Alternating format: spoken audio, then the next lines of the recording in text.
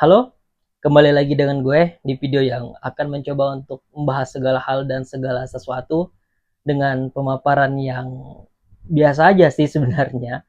Jadi serah kalian untuk mau nonton video ini atau tidak, dan saran gue sih jangan ditonton.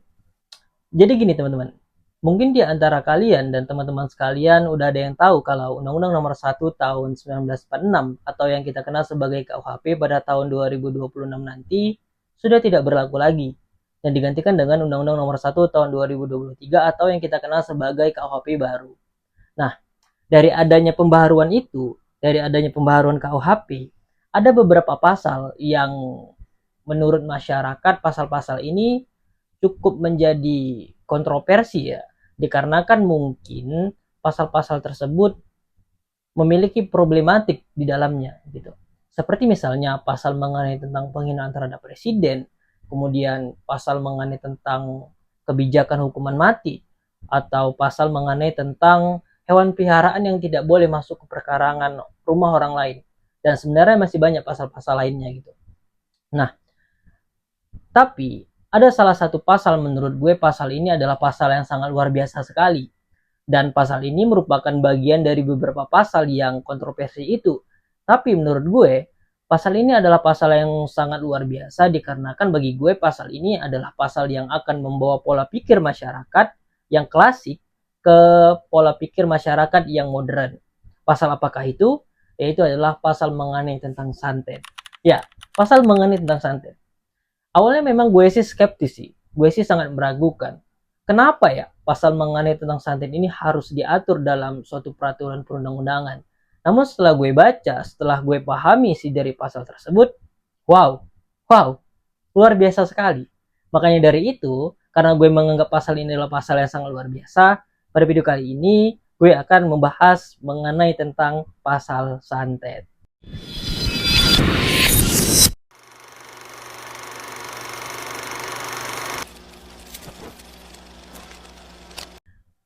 Jadi gini teman-teman, santet ini santet ini adalah suatu perbuatan ya, suatu perbuatan yang identik sekali dengan ilmu hitam, identik sekali dengan hal-hal gaib, identik sekali dengan sihir, dan biasanya perbuatan santet ini menggunakan mantra-mantra atau guna-guna dan sebagainya.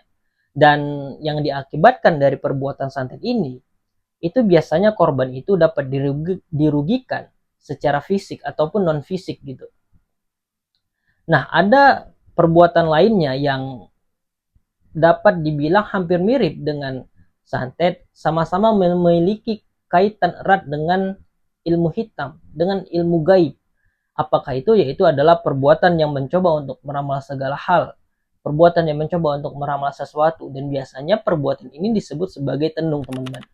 Nah, sebenarnya perihal mengenai tentang hal gaib ini itu sudah diatur di dalam KUHP yang lama, yaitu Undang-Undang Nomor 1 Tahun 1946 yang terdapat di dalam pasal 545, 546 dan 547. Dan pasal-pasal itu hanya mengatur mengenai tentang tenung dan orang-orang yang menjual jimat gitu, atau benda-benda yang di dalamnya dianggap memiliki hal-hal mistis gitu. Nah, perihal mengenai tentang tenung ini itu sudah tidak diatur lagi di dalam KUHP yang baru atau Undang-Undang Nomor 1 Tahun 2023 dan digantikan dengan mengatur mengenai tentang santet. Ya, memang sih awalnya gue sih sangat meragukan ya. Gue sih sangat sangat bisa dibilang sangat skeptis sekali terhadap kok bisa ya santet diatur dalam sistem hukum yang modern sekarang ini gitu. Karena sistem hukum yang modern sekarang ini itu kan menitik beratkan terhadap hal-hal yang bersifat rasionalitas gitu. Bagaimana mungkin perihal mengenai tentang santet ini mampu untuk dikriminalisasikan dalam suatu peraturan perundang-undangan gitu. Sedangkan sistem hukum yang rasionalitas pasti menitik beratkan terhadap hal-hal yang bersifat real gitu, hal-hal yang bersifat nyata gitu. Sedangkan santet ini kan adalah hal gaib gitu. Pasti sangat sulit sekali untuk mengidentifikasi mengenai tentang hal gaib gitu. Sedangkan kita berpikir untuk secara rasional saja terhadap hal gaib ini, pemikiran kita sangat sulit sekali untuk sampai ke sana gitu. Jadi bagaimana mungkin untuk membuat suatu peraturan perundang-undangan mengenai tentang santet ini di dalam sistem hukum yang modern sekarang ini gitu. Nah, dari permasalahan ini teman-teman, ada beberapa pertanyaan yang muncul. Yang pertama adalah, apakah memang ada sebenarnya perbuatan santet ini dalam lingkungan masyarakat di negara Indonesia? Kemudian, kalau memang perihal santet ini memang ada dalam lingkungan masyarakat Indonesia, seberapa pentingkah untuk mengatur perbuatan santet ini diatur di dalam sebuah peraturan perundang-undangan gitu. Dan kalau memang perihal mengenai tentang santet ini telah diatur dalam suatu peraturan perundang-undangan, maka bagaimana untuk membuktikan, bagaimana untuk mengidentifikasi perihal mengenai tentang santet ini, dikarenakan santet ini adalah hal yang gaib gitu. Nah, dari beberapa pertanyaan ini, maka dalam video ini kita akan menjawab pertanyaan ini satu persatu dengan jelas dan singkat. Oke, kita masuk pertanyaan yang pertama dulu. Apakah memang ada perbuatan santet ini dalam lingkungan masyarakat Indonesia? Nah, untuk menjawab hal ini teman-teman, kita harus mengesampingkan terlebih dahulu ya, mengesampingkan terlebih dahulu mengenai percaya atau tidaknya kita terhadap santet itu. Perihal mengenai tentang percaya atau tidaknya harus kita kesampingkan terlebih dahulu nih gitu. Karena yang terpenting di sini adalah ada atau tidaknya perbuatan itu gitu. Perihal mengenai tentang percaya atau tidaknya kita kesampingkan terlebih dahulu gitu. Nah, di dalam Islam sendiri, Islam mengakui adanya sihir, Islam mengakui adanya hal-hal gaib. Islam otomatis pasti Islam mengakui adanya santet gitu. Di mana dalilnya? Dalilnya terdapat di dalam surah Al-Falaq. Oke lah. Islam mengakui adanya hal-hal gaib, Islam mengakui ada sihir, dan Islam mengakui pastinya adanya santet gitu. Oke lah, Islam mengakui gitu. Dan gue rasa hal ini nggak perlu dipertentangkan lagi gitu, karena memang sudah jelas ada dalilnya di dalam Al-Quran gitu. Nah, kalau di negara Indonesia sendiri teman-teman, awal mula adanya perbuatan santet ini itu dapat diperkirakan ya, menurut sejarah itu ada sejak zaman kerajaan Majapahit. Ya, zaman kerajaan Majapahit. Karena pada saat itu banyak sekali ditemukan peraturan-peraturan yang berkaitan dengan perbuatan santet. Ya, tentunya pasti pada saat itu perbuatan mengenai santet ada gitu, karena peraturan itu ada gitu. Karena tak segan-segan bahwa peraturan pada zaman kerajaan Majapahit itu menghukum mati para pelaku-pelaku yang melakukan perbuatan santet ini gitu. Begitu kejamnya peraturan pada zaman kerajaan Majapahit dalam memberikan sanksi terhadap pelaku yang melakukan perbuatan santet ini gitu. Dan oke lah, itu bukti masa lampau perihal awal mula adanya perbuatan santet. Dan kalau ditanya apakah sekarang ini ada atau tidak, maka jawabannya ada. Perbuatan mengenai tentang santet ini bisa kita temukan pada kebiasaan adat pada suku Dayak. Gue nggak tahu ya apakah suku Dayak menyebutkan ini adalah santet atau tidak, tapi perbuatan ini sama-sama dapat menghilangkan nyawa seseorang tanpa adanya sentuhan fisik gitu, tanpa adanya sentuhan fisik. Nah, orang suku Dayak menyebutnya ini sebagai nyampok nyawa. Ya, nyampok nyawa ini adalah perbuatan yang dapat menghilangkan nyawa seseorang tanpa sentuhan fisik. Ya, berarti ini identik sekali dengan hal-hal yang mistis atau hal-hal yang gaib gitu. Dan memang kepercayaan-kepercayaan ini dapat apa ya? Gue rasa kepercayaan ini sudah menyebar luas sampai sekarang ini, karena sekarang ini banyak kita temui orang-orang yang rela untuk mencari dukun-dukun atau mencari orang-orang yang dianggap mampu untuk melakukan santet dikarenakan mereka ingin membalaskan dendam mereka terhadap musuh-musuh mereka gitu. Dan inilah jawaban mengenai pertanyaan yang pertama, apakah ada perbuatan santet ini atau tidak? Jawabannya adalah ada. Nah, kemudian kita masuk pertanyaan yang kedua. Seberapa pentingkah untuk mengatur perihal mengenai tentang santet ini sehingga santet ini layak untuk diatur dalam suatu peraturan perundang-undangan? Nah, sebenarnya teman-teman, mengenai perihal mengenai tentang santet ini itu bukan lagi menjadi fenomena sosial di lingkungan masyarakat, tapi ini sudah menjadi permasalahan di lingkungan masyarakat.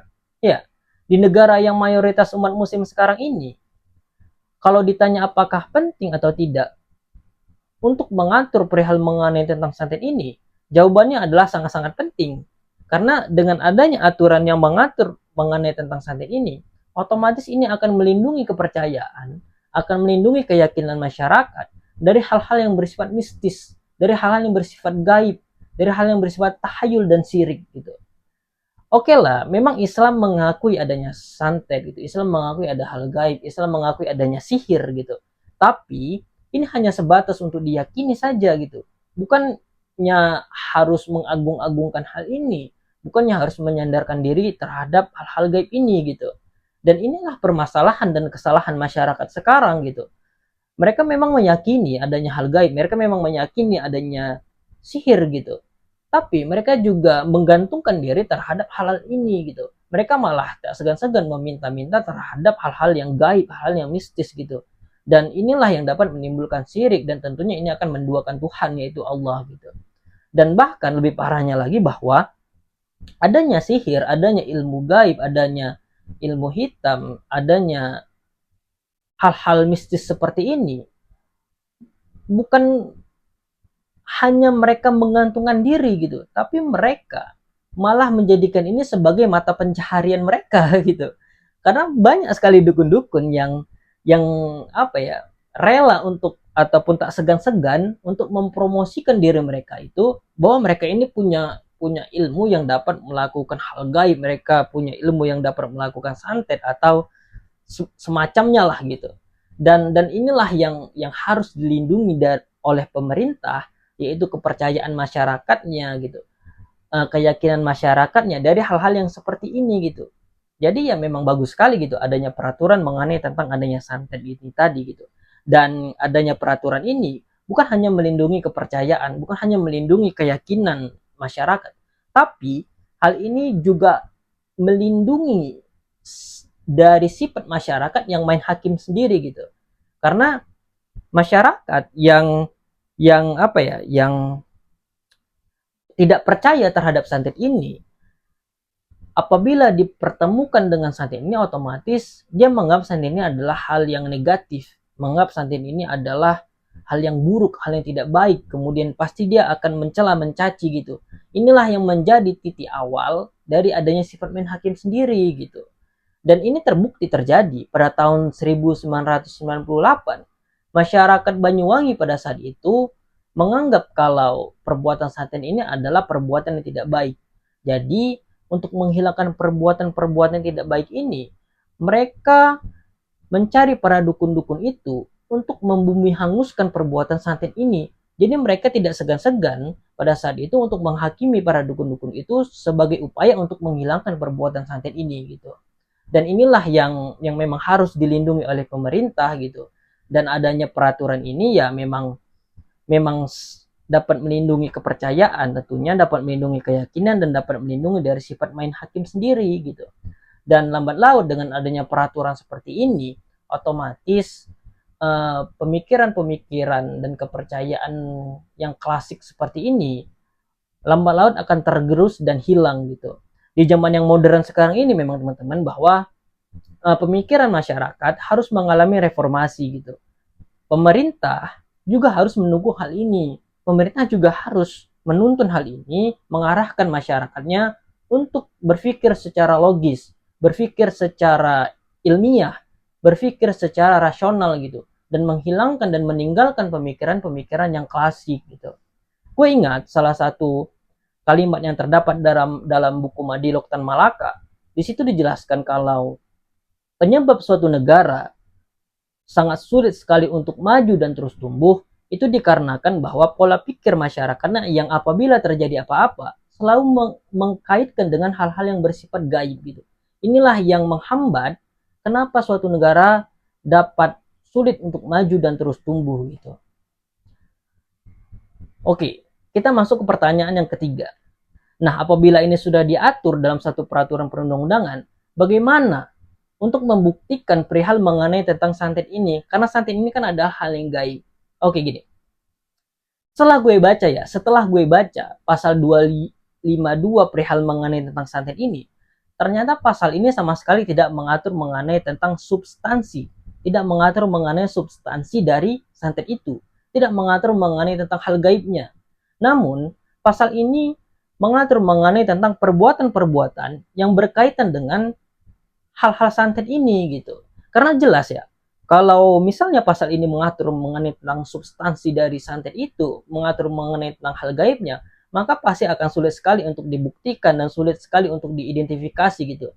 Nah, artinya bahwa pasal 252 ini memberikan informasi kepada kita bahwa tidak perlu untuk dibuktikan perihal mengenai tentang santet ini. Yang perlu dibuktikan di sini adalah ada atau tidaknya perbuatan mengenai tentang santet gitu. Ada atau tidaknya pelaku ini mengaku bahwa dirinya melakukan perbuatan santet atau mengakui bahwa dirinya ini memiliki kekuatan yang dapat melakukan santet gitu. Dan kalau kita baca pasal 252 ini, yang terpenting di sini adalah pelaku harus terlebih dahulu mengakui, ataupun dukun harus terlebih dahulu mengakui bahwa mereka itu mampu untuk melakukan perbuatan santet, ataupun mereka menawarkan jasa sebagai orang yang dapat melakukan santet, baru dapat dikenakan unsur delik dalam pasal itu gitu.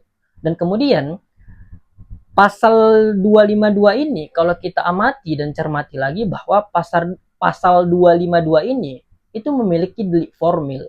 Artinya bahwa pasal ini menitik beratkan terhadap bukan menitik beratkan terhadap akibatnya. Jadi tidak peduli gitu apakah akibatnya dapat dihasilkan atau diciptakan ada atau tidaknya.